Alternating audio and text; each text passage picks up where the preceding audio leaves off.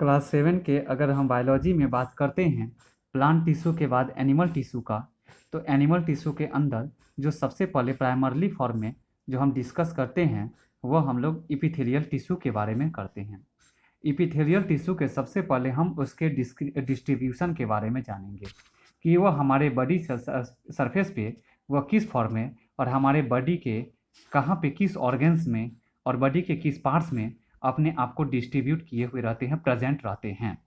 Miss कहेंगे कि यह इपिथेलियल टिश्यू जो हमारे बॉडी के ऑल ओवर सरफेस को कवर करके रखने का काम करते हैं। यह इपिथेलियल टिश्यू जो बॉडी के ऑल ओवर सरफेस को यह कवर करके रखने का काम करते हैं। साथ ही साथ यह हमारे जो प्रेजेंट रहते हैं इपिथेलियल टिश्यू वह इंटरनल ऑर्गन्स में भी प्रेजेंट होते हैं और बॉडी कैविटी और जो कैविटी जो दो पार्ट्स जो दो पार्ट्स है उसके बीच का जो स्पेस होता है, जैसे अगर हम एग्जांपल के रूप में ले तो हम कहेंगे कि जो टीथ है और टीथ के बीच का जो स्पेस जो होता है जो कैविटी कहलाता है, और उसी में जो जम्स लग जाते हैं जब हम किसी भी प्रकार का बिस्किट चॉकलेट्स वगैरह का या फिर इस तरह के प्रोडक्ट्स को फूड प्रोडक्ट्स को जो हम लोग अपटेक करते हैं तब तो हम कह सकते हैं कि यह कैविटीज़ में साथ ही साथ या ब्लड वेसल्स जिसके अंदर मेन सर्कुलेटरी फ्लूइडी सब्सटेंस जो ब्लड हैं वो सर्कुलेट करते रहते हैं, और उस ब्लड वेसल्स के जो सरफेस हैं, इनर वॉल हैं, इनर लेयर हैं,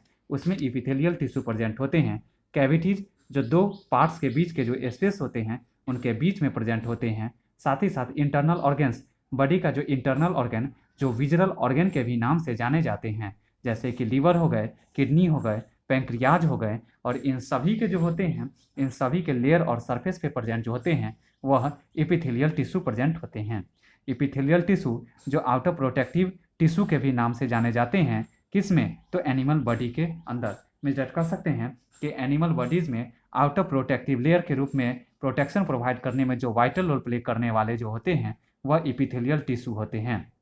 इसके बाद एक टर्म आती है वह है बेसमेंट मेम्ब्रेन। बेसमेंट मेम्ब्रेन के बारे में बोलेंगे कि इपिथेलियल टिश्यू जो हमारा क्या काम करते हैं, जो रेस्ट ओवर जो बचे हुए रहते हैं किसमें, और कहाँ पे, तो एक्स्ट्रा सेलर मैट्रिक्स से। अगर जो इपिथेलियल टिश्यू जो हमारे बॉडी के सरफेस, इंटरनल ऑर्गन, कैविटीज,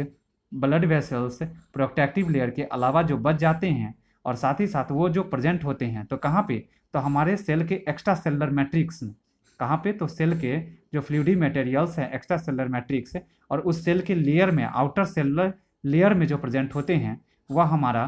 किनका, इपिथेलियल टिश्यू जो प्रेजेंट होना वह क्या कहलाते हैं, तो बेसमेंट मेम्ब्रेन कहलाते हैं। क्योंकि यह हमारे बेसमेंट मेम्ब्रेन इसलिए कहला रहे हैं क्योंकि यह सेल के जो है सो आउटर प्रोटेक्टिव जो लेयर हैं, जो एक्स्ट्रा सेलर जो बाहर के सेल हैं उनके जो लेयर में प्रेजेंट होना मीन्स डैट वो उनके एक बेसमेंट प्रोवाइड करते हैं। मीन्स डैट यह हमारे बॉडी में एक फाउंडेशन प्रोवाइड कराने का काम करते हैं। किसके लिए, तो कम्प्लीटली भी प्रोटेक्शन के पर्पज से।